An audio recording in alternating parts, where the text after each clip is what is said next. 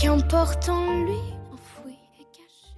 Bonsoir chers amis, je suis en présence de Monseigneur David Macaire, archevêque de Saint-Pierre et Fort-de-France, qui est en visite en Guyane dans le cadre de la préparation au mariage, une session de 2 jours, un week-end du 21 au 22 février. Bonsoir Monseigneur, merci de nous accorder ce temps. Avec joie, écoutez, c'est un bonheur d'être en Guyane. C'est un petit peu chez moi aussi. D'abord, ça fait partie de la province ecclésiastique des Antilles et de la Guyane, c'est-à-dire pour être concret, Martinique, Guadeloupe, Guyane, dont je suis l'archevêque. Et donc, quand je pars en Guyane, je ne quitte pas vraiment mes missions. J'abandonne un peu la Martinique, mais je reste chez moi, voilà. Merci. On connaît votre voix, on connaît vos homélies franches et engagées, mais on connaît un peu moins l'homme qui est derrière l'archevêque. Il n'y a pas grand-chose d'intéressant. Vous allez nous dire tout ça. Donc, Monseigneur, quand vous pensez à votre enfance en Martinique, quelle image vous revient en premier? D'abord, la gratitude pour papa et maman, qui ont eu ce projet d'élever leurs enfants dans leurs racines, dans leur milieu culturel. Comme beaucoup d'Antillais, ils étaient en France. Ils se sont connus en Martinique, mais pour des raisons professionnelles, ils sont partis en métropole. En France, ils se sont mariés là-bas, ils ont eu leurs enfants, nous sommes nés là-bas. Mais ils avaient décidé, le plus tôt possible, de nous faire rentrer en Martinique. Et donc moi, je suis arrivé en Martinique, j'avais 3 mois. Et mon grand frère était déjà rentré, avant les parents. Dès sa première année d'école, les parents ont voulu qu'il soit... Voilà. Et pourtant, il était très heureux là-bas. Mais voilà. Alors ça, il y a une gratitude avec ce militantisme de mon père et de ma mère qui ont voulu que nous grandissions en connaissant la Martinique à plusieurs niveaux. Au niveau historique, géographique, par exemple, tout de suite, notre père nous a mis dans les mains une encyclopédie sur les Antilles, sur les leçons de choses, sur la mer, sur les espèces animales, l'histoire des Antilles. Et puis chaque dimanche, on allait à la messe plutôt le samedi soir, et le dimanche on faisait un pique-nique, on préparait un pique-nique et on partait visiter une des communes de la Martinique, qui n'est pas bien grande, mais il y a beaucoup de petits Martiniquais qui ne connaissent pas les autres communes de Martinique, ils ne sont jamais allés, on n'a pas eu l'occasion, d'y aller. Et bon, la Guyane c'est plus grand, mais j'imagine que c'est un peu la même chose. Il y a certains qui ne connaissent pas des communes de Guyane, que les touristes connaissent par cœur, mais pas les Guyanais eux-mêmes, peut-être. En tout cas, nous en Martinique, c'est clair. Et puis, cette image d'une vie de famille simple, dans la commune du Morne-Rouge, qui est dans une communauté paroissiale, humaine, avec des religieuses, avec un prêtre, des amis, des racines en fait. Des racines. Ça, c'est l'image d'une enfance joyeuse, paisible, très libre dans la campagne où j'allais jouer, malgré, bien sûr, comme toutes les mamans, ma maman avait peur, et pourtant j'étais très libre de partir dans la campagne, jouer avec les copains, ou aller tout seul, dans des sentiers dans la campagne. C'est merveilleux. Très belle enfance. Merci à mes parents, merci Seigneur. Vous avez été un enfant aimé, vous étiez turbulent, vous étiez comment Très turbulent. Très turbulent, mais les adultes ne se sont jamais fâchés contre moi. Je n'ai jamais pris de coups, jamais une baffe, jamais des coups de ceinture, jamais, ça ne m'est jamais arrivé. Donc je faisais pas de bêtises au sens des grosses bêtises, mais je faisais beaucoup je bougeais beaucoup. Certainement, j'aurais été diagnostiqué comme hyperactif. Mais je calmais assez personnellement mon hyperaction, ou plutôt je l'utilisais dans la maison, autour, etc. Le grand moment, papa a voulu que je fasse du scoutisme, quand j'étais enfant de cœur aussi. J'ai rencontré Jésus à l'âge de 11 ans. Mes parents étaient chrétiens, on allait à la messe, on priait. Papa me lisait la Bible tous les soirs. Il avait entendu dire par un prêtre qui était son aumônier de lycée que les petits juifs apprenaient à lire dans la Bible. Je disais, mais c'est pas normal que les petits catholiques n'apprennent pas à lire aussi dans la Bible. Donc on n'a pas appris à lire dans la Bible, mais le soir, papa nous lisait un passage de l'Écriture. Voilà, simplement une histoire de la Bible qu'il nous racontait. Et puis, j'ai rencontré personnellement Jésus vers l'âge de 11 ans. Et sa présence pour moi, la présence du bon Dieu, du Seigneur Jésus, a toujours été évidente. son regard bienveillant, son amour. David, ça veut dire le bien-aimé, ça veut dire le doudou. Je crois beaucoup aux vertus des prénoms que l'on donne à nos enfants, parce que c'est la première bénédiction, bonne parole. Quand on appelle quelqu'un par une bonne parole, donc déjà l'appeler par un prénom qui est une bénédiction, tous les prénoms, normalement. Quel dommage que nos parents modernes choisissent des prénoms au hasard, sans savoir ce que ça veut dire, alors que tous les prénoms, regardez dans la Bible, tous les prénoms ont un sens. Qu'on appelle quelqu'un fleur ou je sais pas quoi, enfin, il y a un sens derrière, il y a une bénédiction, une qualité que l'on reconnaît, voilà. Et puis, bien sûr, les prénoms que l'on donne, Jésus, ça veut dire Dieu sauve, etc. Bon. Et donc, oui, nous avons été aimés dans un couple qui s'aimait, voilà, qui s'aimerait encore si mon père était de ce monde. Voilà. Vous avez évoqué vos parents, et quelles paroles, quels enseignements vous viennent à l'esprit tout de suite, là, de ce qu'ils vous ont inculqué, de ce qu'ils vous ont laissé en termes de connaissances, de profondeur? Alors, là, c'est un peu d'actualité puisque j'ai perdu récemment mon père et donc la question est celle de l'héritage et surtout de l'héritage spirituel. J'en parlais avec mon grand frère qui est guyanais ainsi que sa famille, enfin il est martiniquais d'origine mais ça fait maintenant presque 40 ans qu'il vit en Guyane et mes neveux et nièces sont guyanais. On en parlait là justement de cet héritage spirituel. La foi d'abord.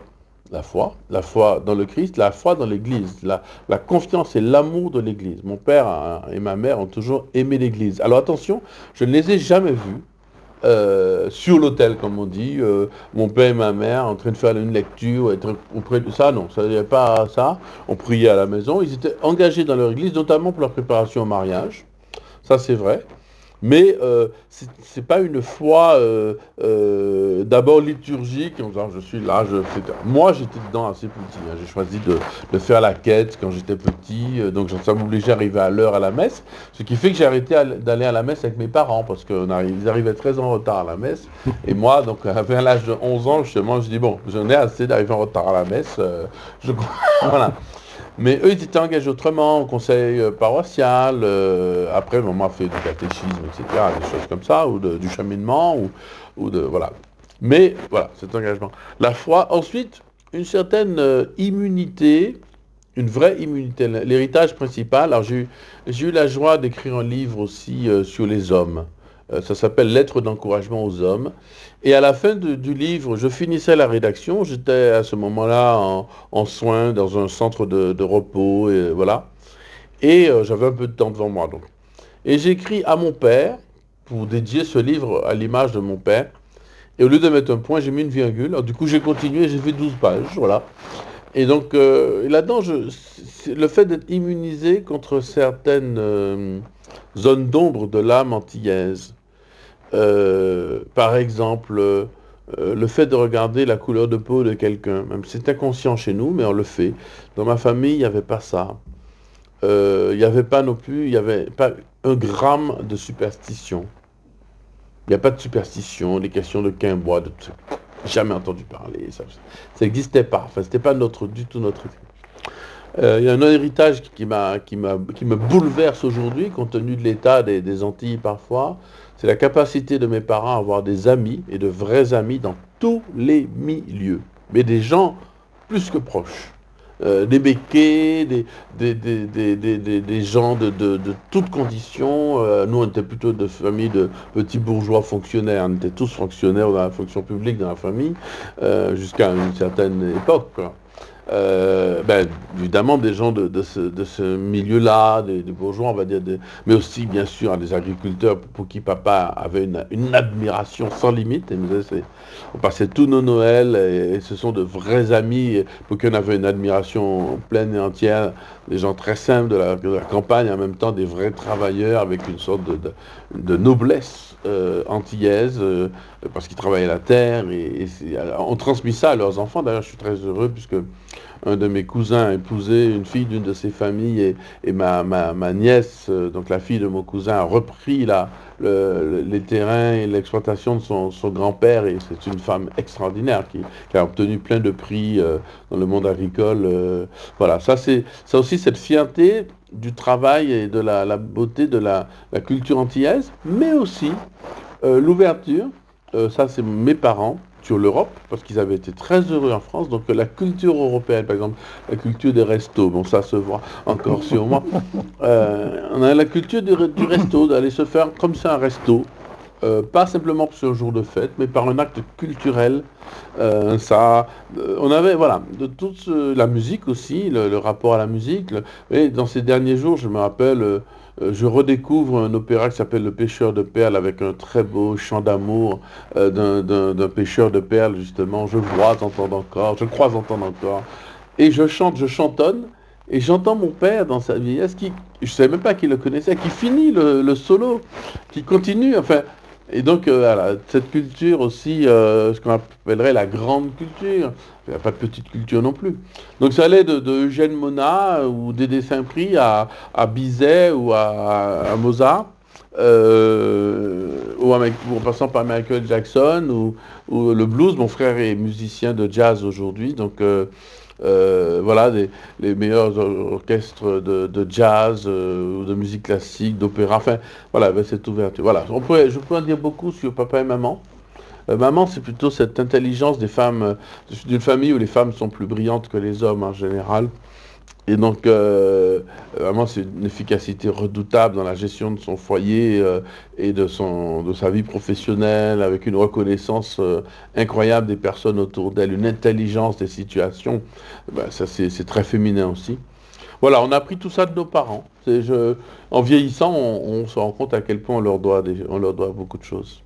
Je l'ai toujours su. Hein. On était là aussi, autre dernier point peut-être qui est essentiel, c'est cette amitié. Mon père et ma mère étaient mes meilleurs amis. Quand j'avais besoin de passer une bonne soirée, c'était avec papa ou avec maman.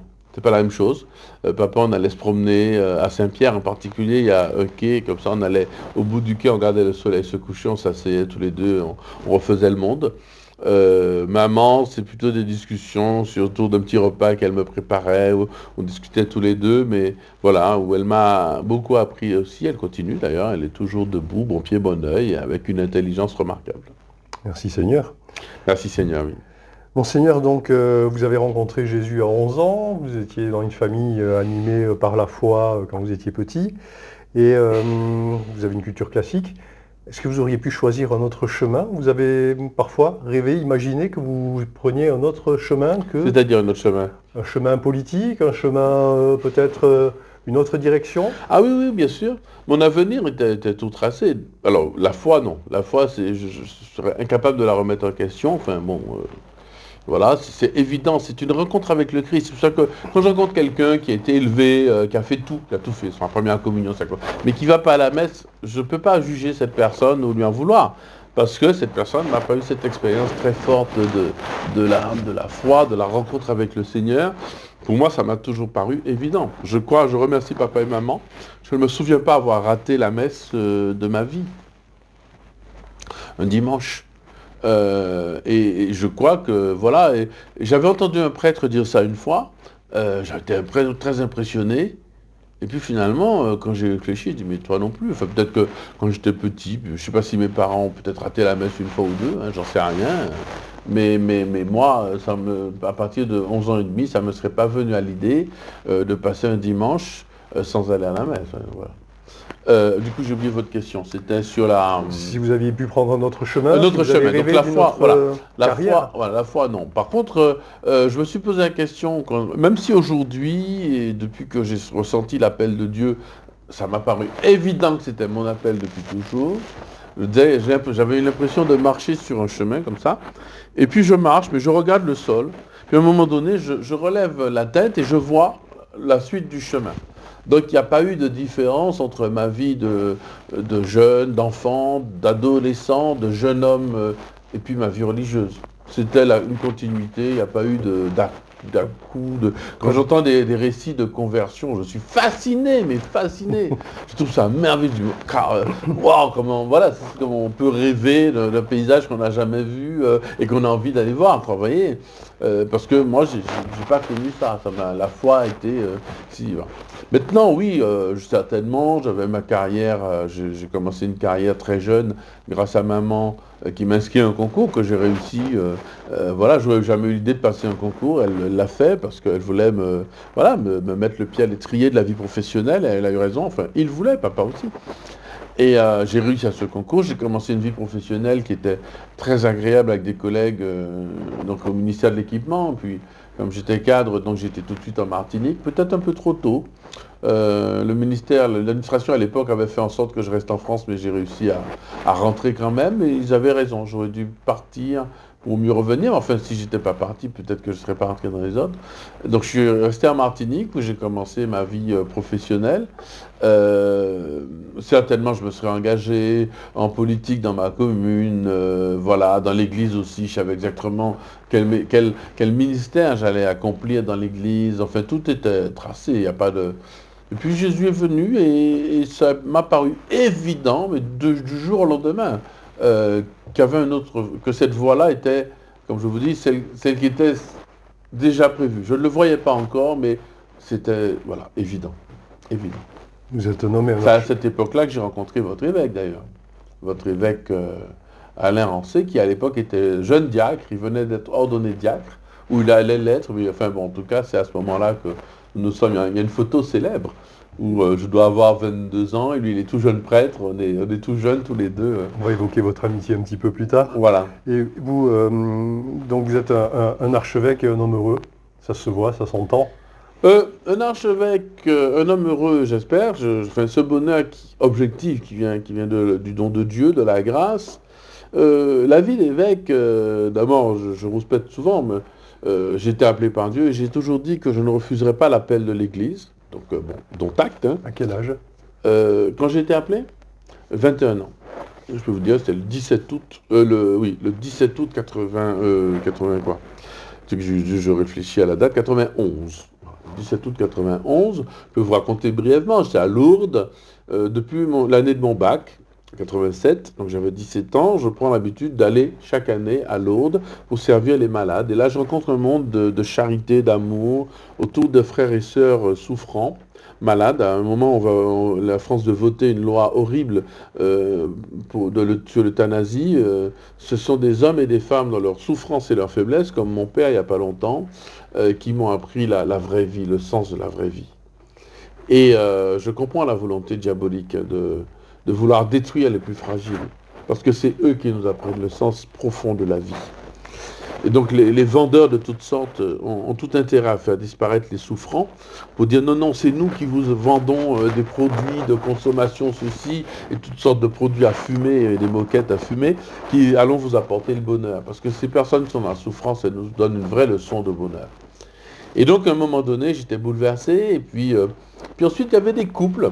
Il y avait des jeunes de mon âge, que je connaissais depuis un certain nombre d'années, puisque 17, 18, 19, 20, 21, c'était la 5e année, qui ont annoncé leur fiançailles prochaine, ou leur mariage prochain, ou qu'ils venaient de se marier. Et on s'est rendu compte que dans notre groupe une quarantaine de jeunes scouts et guides, il y avait 7-8 couples qui s'étaient formés en 5 ans, et c'était sublime. Et j'étais très ému, et ce soir-là, j'ai senti, c'était le 14 août, que ce n'était pas exactement...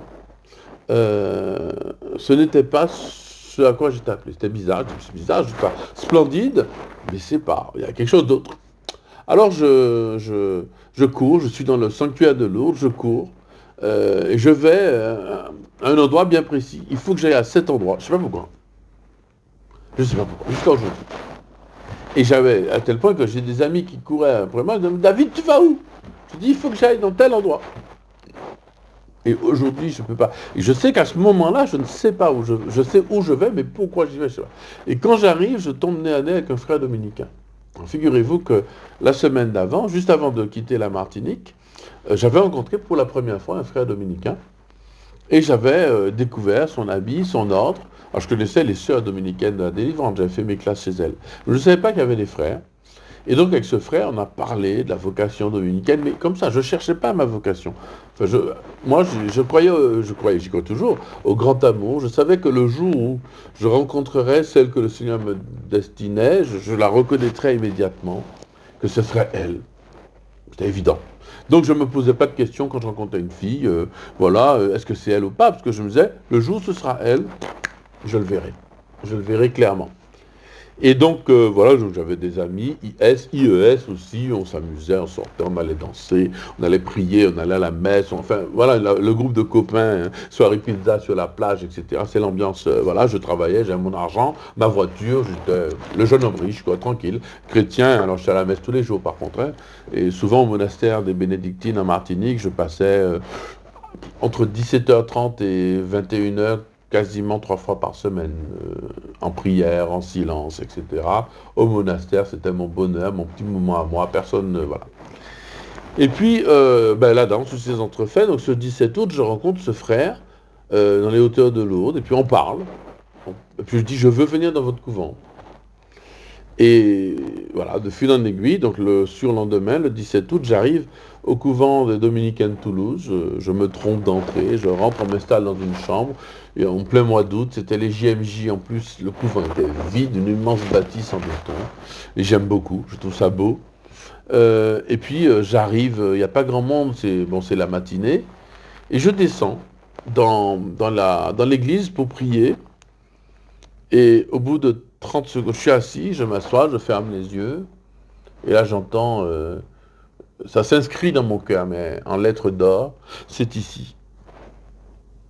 Je dis quoi? C'est ici, c'est chez toi, c'est ici que tu vas passer ta vie. Alors pas dans ce lieu, mais dans cet ordre, dans cette maison, c'est ta famille. C'est ta famille, c'est chez toi.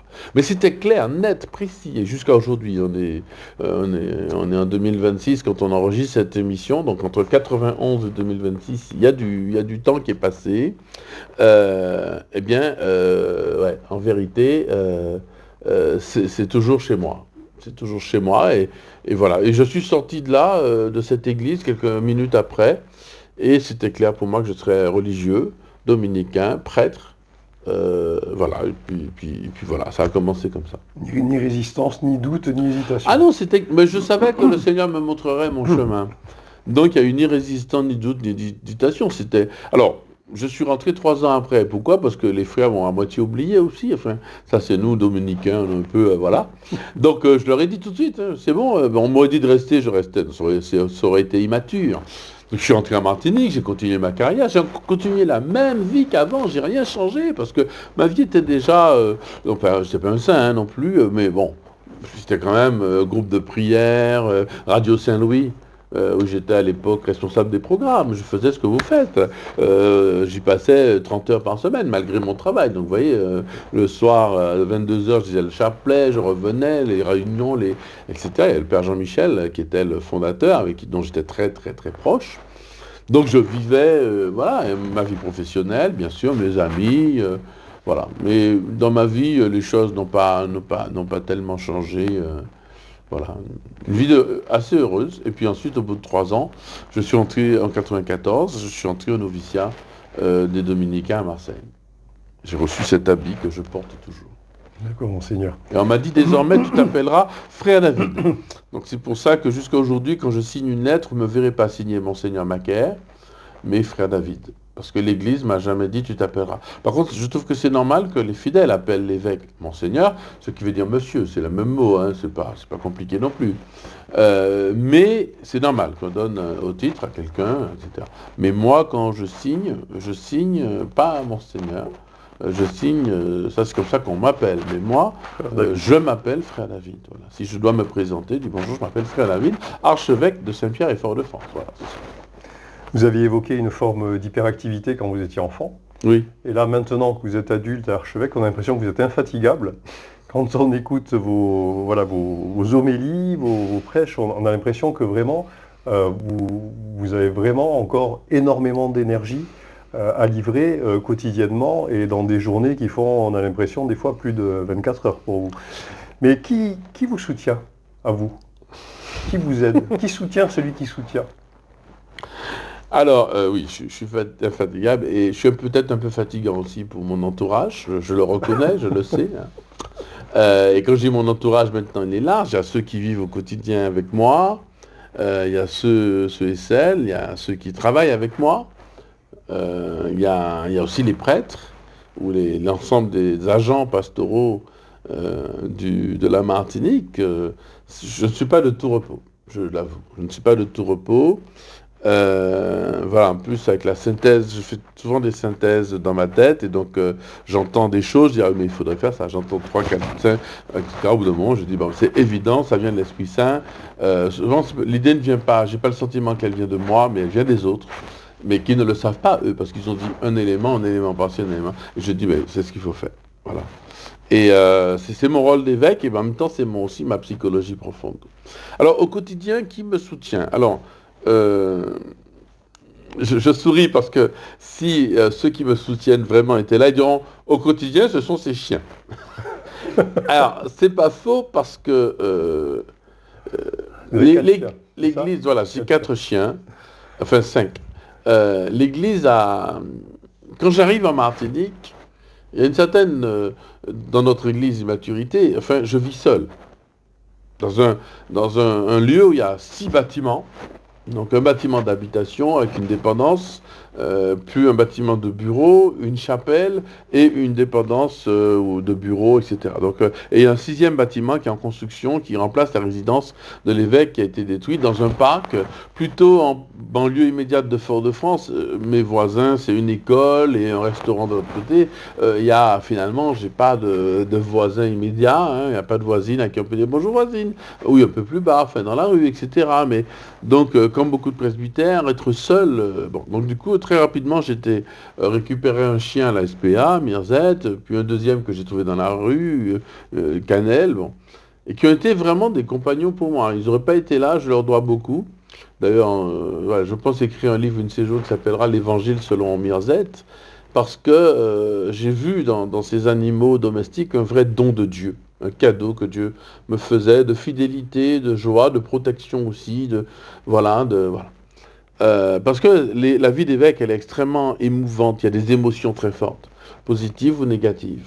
Positives, après de belles journées, vous voyez grandir le peuple de Dieu. Là, on est en week-end, par exemple, avec des fiancés. C'est beau. On voit au cours du week-end, à table, les personnes se transformer. Ils découvrent cette vocation au bonheur que le Seigneur a mis en eux et c'est splendide. Bon, ça, c'est de l'émotion. Mais parfois aussi, c'est des émotions très négatives. Quand il y a des crises dans l'Église, des calomnies contre l'évêque en particulier. Il faut le vivre, ça. Et ça, j'avais pas l'habitude non plus. Donc, voilà. Alors, bon, aujourd'hui, on m'a donné d'autres chiens. J'en ai donné à mes parents et ça leur a fait beaucoup de bien.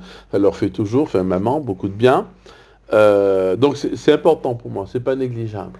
C'est pas négligeable, les animaux domestiques. Mais enfin, le Seigneur a la grâce de m'avoir donné un prêtre assistant et qui vit dans le même bâtiment que moi, l'étage en dessous, et 4 religieuses qui vivent aussi dans la même maison. On a un étage où j'ai une sorte de chambre un peu grande, tout seul, avec une grande terrasse, avec une sorte de petit studio.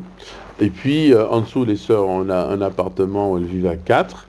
Et en bas, le dernier étage, on a 2 chambres, la chambre de Monseigneur Rancé, la chambre de Monseigneur Guillogo, quand ils sont de passage. Et ils sont chez eux aussi. Et puis la salle à manger et surtout notre oratoire où nous prions tous les jours. Voilà, ça c'est chez moi. Donc le prêtre assistant loge aussi lui-même son studio dans ce corps de bâtiment. Et puis il y a une grande chapelle. Voilà. Donc ça c'est ma vie quotidienne. Maintenant dans mon travail quotidien, j'ai des collaborateurs extraordinaires. J'épuise mes collaborateurs immédiats.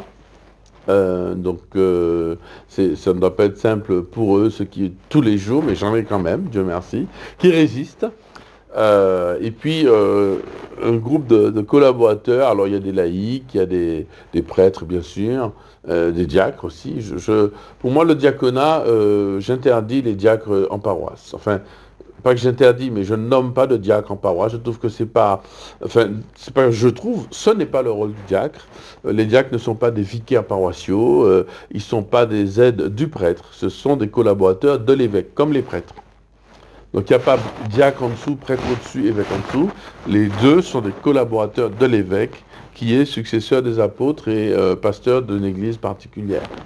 Et donc les diacres en Martinique sont très proches de moi parce que je leur donne à chacun une mission diocésaine. donc qui relèvent de mon autorité. Et ils n'ont aucune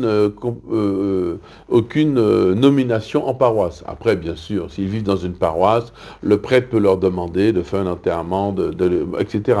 Mais ce n'est pas l'évêque qui les nomme. Donc du coup, j'ai aussi la joie d'avoir des diacres, l'économe diocésain, ou le chef de cabinet de l'évêque, c'est un diacre, le responsable du service Padre Pio, responsable de la direction des pèlerinages, enfin, voilà, un certain nombre de... Voilà, ce sont mes collaborateurs, puis des laïcs employés par le diocèse, qui sont des personnes qui font mon admiration. Elles disent le chapelet, c'est plutôt des femmes, ensemble une fois par semaine, on a une messe ensemble, etc. Voilà, ça c'est mon quotidien le plus intime. Puis, je suis obligé de l'avouer, il y a quand même 3 chats maintenant. Mais c'est les sœurs qui ont ramené les chats. Et voilà, je n'étais pas très proche des chats il y a encore un an, mais maintenant ça y est, il y en a toujours un qui grimpe sur moi pendant mes moments de tranquillité avec les sœurs, ou quand on rigole, ben voilà. Donc ça y est, on a introduit, il y a quelques poules aussi, voilà. Vous avez évoqué la fraternité avec les autres évêques de la Caraïbe. Elle est importante, cette fraternité, dans cette zone, justement. Oui, alors, vous savez, il y a trois choses à dire, 3 niveaux. Le premier niveau, ce sont les évêques de la province, c'est-à-dire Guadeloupe, Guyane et Martinique. Donc, quand on dit l'archevêque, on peut dire par usage l'archevêque des Antilles, Guyane. C'est vrai. Et en réalité, le titre exact, c'est archevêque de Saint-Pierre et Fort-de-France. C'est-à-dire que l'Église résonne depuis l'Antiquité, hein, ça a 2000 ans, ça fait. À partir d'une ville dont le nom est métropole. Bon. Donc je suis un archevêque métropolitain. Mais comme nous, dans notre tête, métropolitain, ça veut dire la métropole, c'est-à-dire la France. Mais pour le Vatican, la métropole des Antilles-Guyane, c'est pas Paris, la métropole, c'est Fort-de-France, qui est la ville où réside l'archevêque. En fait, c'est la ville où réside. On est archevêque de la ville où on réside. Donc, comme Monseigneur Rancé n'est pas évêque de Guyane dans son titre. Son titre, c'est évêque de Cayenne. Mais l'évêque de Cayenne est l'évêque de la Guyane. Voilà. C'est comme le pape, il est l'évêque de Rome. Bon, il est le pape pour toute la terre, mais il est d'abord l'évêque de la ville de Rome. C'est là qu'il réside. Donc c'est très important, ce lieu, cet attachement à un lieu. Voilà. Donc, premier lien, c'est mes frères donc Alain et Philippe, avec qui dont on est très proches, objectivement. Vraiment, on est très différents tous les 3, et très complémentaires. Et vraiment, le Seigneur nous a fait un très très beau cadeau, et donc une grande responsabilité. Comme dit l'oncle de Spider-Man, un grand pouvoir implique de grandes responsabilités. Donc, du coup, voilà, nous sommes... Alors, deuxièmement... il y a les évêques de la Caraïbe. Donc pour le Vatican, nous ne faisons pas partie de l'Église de France, mais nous faisons partie d'abord de l'Église de la Caraïbe, le nonce qui est le référent du pape. Pour nous, c'est le nonce de Trinidad. Et donc avec les évêques de la Caraïbe, nous nous réunissons régulièrement, d'ailleurs chaque mois en Zoom, ce qui est très important et onéreux, j'ai envie de dire, en chronophage en tout cas, de se réunir avec les évêques, en anglais. Donc il faut y aller, s'adapter, mais c'est passionnant parce que dans l'église de la Caraïbe, c'est une église en tout cas qui conçoit très fortement sa mission prophétique pour le peuple. Et les évêques savent que malgré leur petitesse, Dieu les a nommés comme leaders de peuple qui doivent conduire de façon prophétique. Voilà. Alors nous faisons aussi partie, et on a envie de dire principalement, parce que c'est ce qui se voit le plus, en raison de la réalité administrative, culturelle, humaine finalement, de l'Église de France. Bon. Donc nous sommes à part entière, votants, etc., membres de la Conférence des évêques de France, même si le nonce de Paris n'est pas le nonce qui s'occupe de nos affaires, c'est le nonce de Trinidad. Alors, on est évidemment hyper intégrés. On a tous... Monseigneur Guy Yougou était vicaire général du diocèse de Saint-Denis. Il a été ordonné prêtre en France. Monseigneur Alain, lui, n'en parlons pas. Enfin, lui, il a été toujours en Martinique, mais il a quand même fait plusieurs années comme directeur au séminaire de Lyon et enseignant. Enfin, voilà, c'est ce que ça veut dire. Ensuite, moi-même, j'ai grandi chez les Dominicains, donc à Toulouse, à Bordeaux ou à Marseille. Donc, nous sommes liés à cette Église de France. L'ambiance est bonne, fraternelle, on est très bien accueillis, bien entendu. c'est plus une ambiance de bons gestionnaires d'une église. Les évêques de France, c'est un positionnement, c'est pas de leur faute, hein, c'est aussi l'église qui est comme ça, il faut s'adapter. Moins prophétique, c'est-à-dire la personnalité de l'évêque importe moins. Chez nous, ouais, un évêque, on le connaît, dans la rue, c'est pas n'importe qui, même les évangéliques ou les non-catholiques ou les, je sais pas, même les francs-maçons, tout le monde sait qui est l'évêque et on va écouter ce qu'il dit. C'est une personnalité qui a quelque chose à dire dans la société. En France, la plupart d'entre eux passent inaperçus et donc ils sont plus gestionnaires de la vie intérieure de l'Église. Ce sont des, voilà. Mais ce sont des gens qui ont des idées de génie, hein, dans la gestion, dans l'organisation, etc. Si on pouvait en être là, nous, on a de belles leçons à tirer. Je suis heureux parce que nos économes, l'économe dans le diocèse, c'est celui qui s'occupe de la dimension administrative, matérielle, financière, au nom de l'évêque, auprès de l'évêque. Et nos économes, Dieu merci, vont prendre de très très bonnes idées chez les évêques de France. Ça ne servira à rien d'aller dans la Caraïbe, mais chez les évêques de France, on aurait de très très bonnes idées pour la gestion économique, matérielle, au service de la pastorale, bien entendu, de nos diocèses. On revient sur la Guyane, si vous voulez bien. Avec joie. Vous avez une forte relation d'amitié avec notre évêque, Monseigneur Rancé, et une relation de cœur avec la Guyane, avec ce territoire. Oui, oui, bien évidemment. Bon, la première fois que je viens en Guyane, j'ai 13 ans ou 12 ans, c'est en 1983, 13 ans.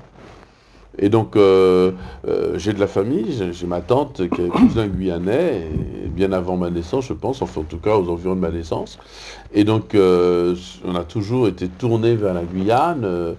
Mes cousines guyanaises ont à peu près mon âge, donc elles passaient leurs vacances, donc je passais toujours mes vacances avec elles, chez ma grand-mère. Donc il y a ce lien, il y a ce lien qui a toujours été fort. Voilà, c'est un pays que je crois que j'étais en Guyane avant d'aller en Guadeloupe. J'ai beaucoup mieux connu la Guyane que la Guadeloupe. Maintenant, évidemment, j'étais administrateur en Guadeloupe, donc je connais très très bien et voilà, de façon intérieure, si j'ose dire, la Guadeloupe. La Guyane, je reste quand même, quand je viens en Guyane, un touriste, parce que pour une Antillais, c'est le dépaysement immédiat. C'est grand, la population n'est pas la même, la nourriture n'est pas exactement la même, on découvre toujours de nouvelles choses, la culture, la façon de raisonner, de conduire, etc. Et en même temps, c'est chez moi, voilà, une certaine accoutumance, on s'habitue, on s'interroge. En fait, on fait un petit voyage intérieur à bon prix. Et puis l'église de Guyane m'a énormément touché, hein, bien sûr. Je la connaissais peu, je la connais mieux maintenant.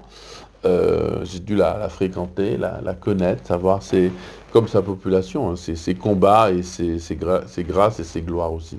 Voilà. Vous êtes donc un Guyanais de cœur? Oui, bien sûr. Ben oui. Et puis toute ma famille proche, à part maman maintenant qui est en Martinique, ma famille proche est à Rémy-en-Montjoly. Et donc vous êtes venu de Martinique tout récemment pour nous parler donc du mariage de l'amour dans le cadre de ce week-end organisé par le Centre de préparation au mariage. Alors pourquoi parler du mariage aujourd'hui est presque un acte courageux? D'abord, pourquoi un prêtre en parle? Parce que, en réalité, comme j'ai rappelé au début du week-end, c'est pas tellement l'archevêque qui vient. C'est aussi l'archevêque, mais c'est d'abord un prêtre qui a été marqué dans sa vie de prêtre et d'homme par la réalité, la beauté, la sacralité essentielle du mariage. Vous savez, pour savoir où sont les enjeux aujourd'hui, où est la vraie beauté, si vous voulez savoir où est la beauté, il faut suivre le diable, les attaques du diable. Voilà. Et ça répond aussi à votre question.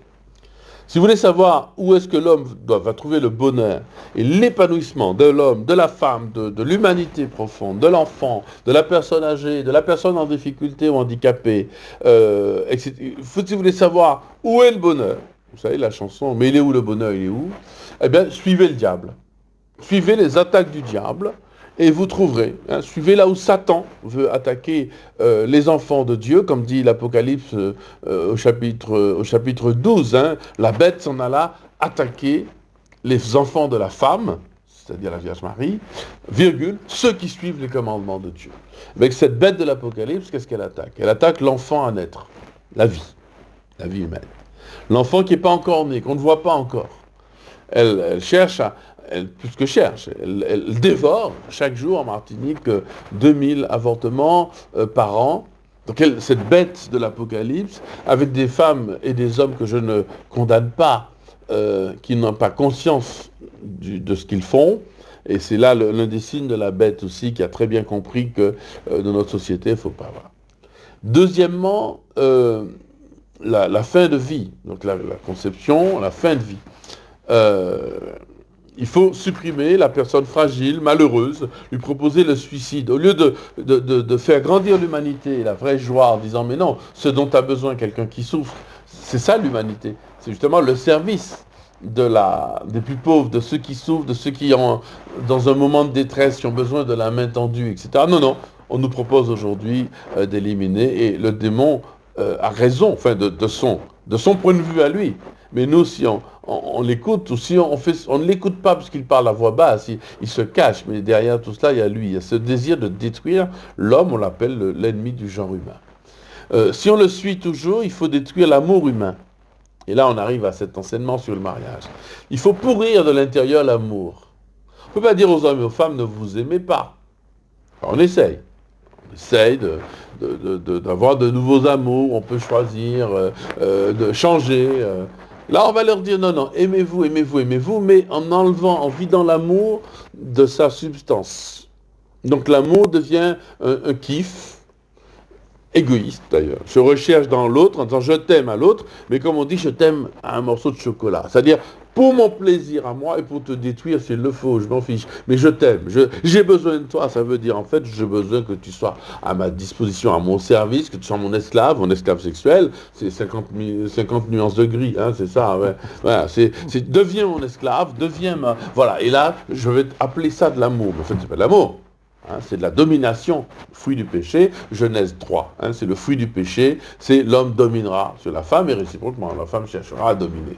Donc, l'ennemi a très bien compris qu'il faut s'attaquer à la vie, la fin de la vie, le début de la vie, il faut s'attaquer à l'amour entre l'homme et la femme qui sont le fondement du bonheur de la société, en détournant la femme de l'homme de la femme, en détournant l'un et l'autre de la fidélité, de la liberté, de l'indissolubilité, de l'unité, de la fécondité. Il fallait détruire cela, et donc, voilà, ça répond à votre question.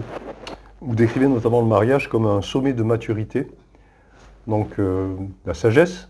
Bien sûr. Alors, avec la sagesse et Jésus, est-ce qu'on peut encore croire à un amour indissoluble ? Pour deux raisons.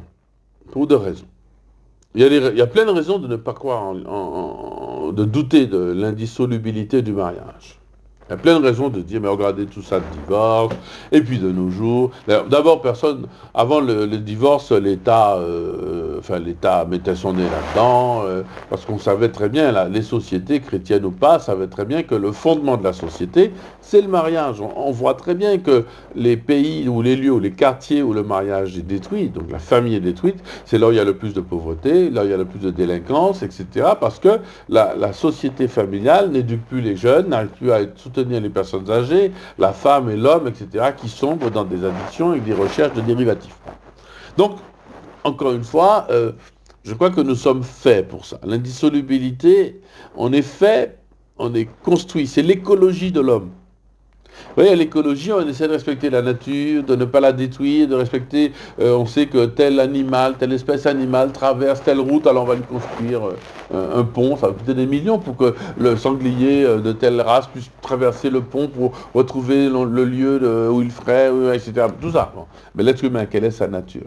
Sa nature, c'est qu'une femme puisse avoir un homme devant lui qui lui dise ma bien-aimée, qu'elle soit jeune, belle, plus âgée, moins jolie, au sens des canons de ce monde, qu'elle vieillisse, qu'elle soit en mauvaise santé ou pas, et qu'ils disent, voilà, tu es unique à mes yeux. Et je te donne toute ma vie. Pas beaucoup de ma vie, pas une partie de ma vie, mais toute ma vie. Pour toi, je serai prêt à aller décrocher la lune. C'est ça la constitution du bonheur de l'être humain. Et un homme, c'est encore plus vrai chez l'homme, parce que la femme, elle s'épanouit aussi par l'enfant. Bon. Ce qui est un détour que prennent aisément les femmes des Antilles, parce que les hommes étant tellement décevants, on va se satisfaire on va retrouver son bonheur dans la maternité. Mais c'est d'abord dans la sponsalité, le fait d'être l'épouse, d'avoir un homme qui te dit, voilà, toi, tu es unique à mes yeux. Ça, c'est le plan de Dieu pour la femme, et réciproquement, l'homme, lui, c'est son vrai bonheur, c'est pas de multiplier les conquêtes, ça se saurait, mais d'avoir une seule personne qu'il aime. Donc nous sommes faits pour ça. Et c'est pour ça que je crois au mariage. J'y crois parce que d'abord, c'est notre nature, vous voyez. Et donc on ne peut que retourner à sa nature. On peut essayer de la fuir, hein, dans toutes sortes d'histoires de couple compliquées, etc., mais qui font du mal, et qui font mal à ceux qui les observent. Et donc, comme ça fait mal, au bout d'un moment, même si ça fait de plus en plus mal, et qu'on a l'impression qu'on a de plus en plus d'hommes et de femmes qui fuient l'amour, je crois au contraire que la jeunesse, à un moment donné, le bon sens, le gros bon sens va faire qu'on va dire, mais finalement, le vrai mariage, avec une femme, avec un homme, c'est la source du bonheur. Parce qu'on est fait pour ça. Donc, on y reviendra. Maintenant, le démon se déchaîne hein, pour détruire cette idée. Je me rappelle quand j'étais jeune, je regardais Santa Barbara à la télé. Alors Santa Barbara, il y avait une seule chaîne. Il y avait une seule chaîne. Hein. Santa Barbara, il n'y avait pas d'image violente, il n'y avait pas d'image de sexe ou de vulgarité et d'obscénité. Mais par contre, là où c'était extrêmement diabolique, c'est que chaque couple se divisait tous les 6 mois pour trouver quelqu'un d'autre.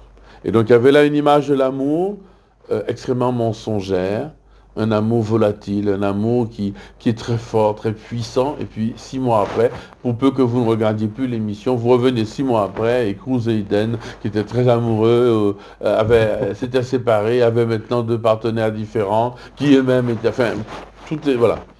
Et ça, c'est la vision de notre monde.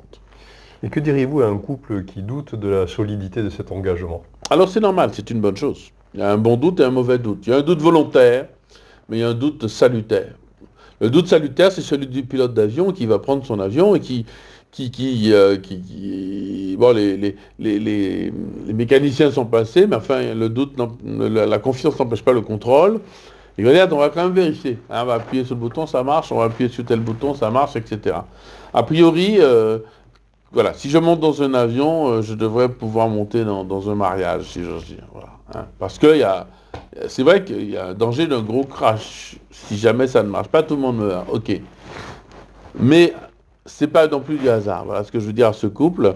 Donc avoir un doute, c'est une bonne chose. Un doute qui motive à prendre les choses au sérieux, à se préparer au mariage, à se connaître, à connaître l'autre, à connaître ce que c'est que le mariage, à réfléchir sur la nature même de l'amour et de la relation, à lâcher son père et sa mère, à se guérir soi-même, à être guéri de ses propres démons, de ses propres vieux démons. Après, dès qu'on a fait ça, on peut garantir le mariage. Bon, le trafic aérien étant en permanence en pleine évolution, on peut rester que positif. Oui. C'est fait pour. Mais grâce au fait, comment il est en évolution? Parce que il apprend de ses erreurs. Et un bon couple doit apprendre de ses erreurs. Il ne faut pas avoir peur du conflit, par exemple. C'est l'un de mes enseignements. Parce qu'un conflit est source... Alors, c'est jamais agréable, c'est pas confortable. Mais une fois qu'on y est, il est source d'enseignement sur ce que nous sommes, sur ce que l'autre attend, sur ce qu'il veut, ce que je veux, etc. Et donc, un bon couple sait gérer ses conflits pour progresser à chaque fois, comme il sait gérer aussi ses bons moments et ses moments d'intimité. Une question universelle à vous poser. Si un jeune vous disait « Je ne crois pas en Dieu, mais je cherche un sens à ma vie », que lui répondriez-vous sans utiliser le mot Dieu? Tu iras en enfer, mon fils. Non. D'abord, s'il me pose la question à moi, il sait que je suis croyant. Donc, je ne peux pas ne pas utiliser le mot Dieu devant lui, parce que c'est comme si je me reniais moi-même, comme si je lui disais que je n'étais pas martiniquais, que je n'étais pas un homme, que je n'étais pas noir. Enfin, je veux dire, je suis ce que je suis, et je suis ce que je suis avec Dieu. Donc, on ne me demande pas que la société française n'est pas laïque, l'État est laïque. Et aujourd'hui, on essaie de... Pardonnez-moi cette parenthèse, mais elle est importante pour vous répondre. L'État est laïque. C'est-à-dire, moi, ou quelqu'un qui est professeur, n'a pas le droit, et je le comprends, de dire qu'il est chrétien, musulman, catholique ou autre, je sais pas quoi. Ok. Mais la société civile a tout à fait le droit, les élèves, qu'ils soient au lycée ou pas, ils ont le droit d'avoir la foi et une religion et de l'affirmer sans qu'elle soit ostensible. Pourquoi pas? Ostentatoire, pardon. Ok. Mais, bon. Maintenant, cette personne qui me parle de Dieu, Je fais confiance à son respect, parce que vous direz, mais parfois, par respect pour les non-croyants, on ne parle pas de Dieu. Ben, ouais. Est-ce que par respect pour quelqu'un qui n'est pas marié, vous ne parleriez pas de votre femme? Feriez semblant de ne pas en avoir? Non. Non, je fais confiance a priori à son respect à lui, qui va respecter aussi le fait que je suis croyant. Je ne vais pas me déguiser en non-croyant pour quelqu'un qui ne l'est pas. Mais par contre, je lui témoignerai. En fait, Dieu n'a pas besoin d'un plaideur, d'un avocat, ou bien la foi ni l'évangile n'a pas besoin d'avocat, mais de témoin. Et donc, si tu cherches un sens à ta vie, alors moi, je te témoigne que j'en ai trouvé un. Hein. Je ne vais pas te trouver un sens au rabais, je vais te trouver un sorte de coca zéro de la foi. C'est-à-dire, il n'y a pas de sucre, il n'y a pas de coca, il n'y a rien dedans, c'est de l'eau, en fait. Et puis, ça ressemble, ça a le même goût. Enfin, bon. Et non, je vais te dire que ma source de bonheur, c'est Dieu, que ça a toujours été Dieu, que ce l'est de plus en plus, et d'ailleurs, de plus en plus, je me rends compte qu'il n'y en a pas d'autre que lui. Qu'est-ce que je dise? Bon. Maintenant, cherche, et je respecte ton incroyance de tout mon cœur, cherche, va. Je crois que, là, pour le coup, j'utilise le mot Dieu, pardonnez-moi, mais tout le monde n'est pas au même niveau sur la route de Dieu, c'est certain. Mais Dieu est sur la route de chacun. Et c'est pas toi qui vas le trouver, c'est lui qui te trouvera.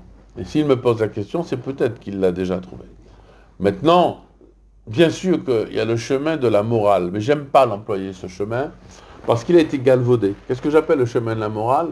C'est de faire croire aux croyants, aux chrétiens, aux enfants, au catéchisme, à tout le monde, que être croyant, c'est avoir une morale stricte, et c'est même critiquer ceux qui n'ont pas la même morale, que si jamais tu n'arrives pas à tenir dans cette morale, notamment la morale sexuelle, c'est que Dieu ne t'aimera pas. Voilà, c'est quelque chose qui vient, c'est une invention du diable lui-même, je pense, parce qu'elle est puissante, parce qu'elle produit beaucoup de malheur, de tristesse, des hommes et des femmes qui quittent l'Église parce qu'ils n'arrivent pas. Puis ils voient aussi que des chrétiens qui sont bien chrétiens n'y arrivent pas. Et je pense en particulier à ces catéchumènes que l'on refuse au baptême parce qu'ils ne sont pas mariés. Et parfois, elles ont d'ailleurs, c'est parfois des femmes, plus envie de se marier que les responsables ou les prêtres qui veulent leur faire la leçon. Mais elles n'ont envie que de ça, sauf qu'elles sont avec un homme qui ne veut pas. Elles ne vont pas quitter cet homme, c'est le père de leurs enfants. Donc, et on leur refuse le baptême. Au nom de quoi? Tout ça pour voir des catholiques de chez catholiques, baptisés, communiés, confirmés, qui font plus de cochonneries et d'erreurs. Il n'y a pas tous, Dieu merci, il y a aussi chez nous des gens qui tiennent à haute du point de vue de la morale. Donc le chemin de la morale serait de dire, tu ne rencontres Dieu que si tu fais le bien. Donc tu rencontres Dieu si tu rencontres Dieu. C'est pas parce que tu fais le bien que tu rencontreras Dieu. C'est parce que tu vas rencontrer Dieu, que tu as rencontré Dieu, que tu vas comprendre pourquoi il faut être, et que tu vas être ni par puissance ni par force, mais dans l'Esprit Saint, une bonne personne qui fait le bien. Voilà. Je ne peux te souhaiter à toi que de faire le bien. Parce que faire le bien, c'est le secret du bonheur. La science du bonheur, c'est la morale. La science de la cuisine, c'est la gastronomie. La science de la terre, c'est la géographie. La science du bonheur, c'est la morale. C'est avoir de bons principes, d'agir bien, d'avoir de bonnes mœurs, une bonne éthique, une bonne réflexion. Voilà. On est heureux avec ça. Voilà. Mais, humainement, on fait des erreurs, on se trompe, et on produit le malheur, on transmet du malheur à d'autres, soi-même on sombre dans le malheur. Seul Dieu peut nous ramener profondément à ce que nous sommes. Il ne nous exige rien, au contraire. Il nous donne tout. Avant de conclure, je vous propose un petit jeu de questions en rafale. Je vous donne 2 mots et vous me dites celui que vous choisissez. Alors, silence ou communication? Silence. Amour ou vérité? Vérité. Je suis dominicain, la vérité c'est une forme d'amour. Dessert ou plat salé? Plat salé. Sans hésiter. Donnez-moi une qualité indispensable dans un couple. L'humilité. Un mot pour la Guyane? La fierté. La fierté d'être ce qu'elle est, sa culture, sa joie et sa foi. Un mot pour votre mission? Il est temps de se taire, peut-être. J'ai beaucoup parlé, j'ai beaucoup enseigné. Quand j'étais dans l'ordre de Saint-Dominique, je suis toujours, mais quand j'étais au couvent, Je faisais près de 300 conférences par an les dernières années. Comme évêque aussi, je prêche beaucoup. Mais il faut prêcher beaucoup, hein. Faut prêcher la bonne parole. J'ai beaucoup envie de silence aujourd'hui, même si je sais qu'il faut continuer à prêcher à temps et à contre-temps. Annoncer l'évangile, être prophète. Le monde a besoin de prophètes et qui n'ont pas peur, qui seront peut-être martyrs. Parfois la balle viendra dans le dos, c'est comme ça. Et Jésus aussi, la balle est venue dans le dos. Enfin, il n'y a pas de balle, mais la trahison est venue par ceux qui étaient le plus proches de lui. Dans l'Église aussi, ce mystère demeure. Mais pour ceux, et les pauvres en particulier, les plus petits qui, dans l'Église, je vois ces couples qui grandissent, qui retrouvent la foi dans l'amour de couple, pour ces garçons et ces filles qui se convertissent, qui rencontrent Dieu, ça vaut vraiment, vraiment la peine. Ça vaut la peine, vraiment. Il y a de la peine, il y a de la souffrance, il y a de la déception. Mais on ne va pas s'en plaindre parce que notre Seigneur Jésus est mort sur la croix. Hein. Donc ce sera toujours vraiment peanuts, une goutte d'eau par rapport à ce que le Christ a souffert. Et puis on a signé pour ça. Donc que du bonheur. En une phrase, quel sera le cap pour le carême 2026 du frère David, puisque nous allons rentrer en carême? Le cap, retrouver l'écologie de ma personne, si je veux dire. Le mot écologie est très beau, c'est la parole finalement, bon, on va dire l'être et l'agir d'un corps. L'écologie, l'écologie de la nature, l'écologie d'une plante, d'un écosystème, mais aussi l'écologie de l'être humain en général. Chacun d'entre nous, nous avons notre propre écologie, ce qui nous respecte profondément. Et il faut que chacun d'entre nous, le monde nous attire, nous-mêmes aussi, nous apprenions à nous respecter.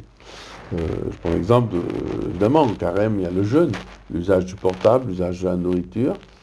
Parfois, on ne se respecte pas soi-même, on ne respecte pas sa logique. Vous disiez silence ou communication. Voilà.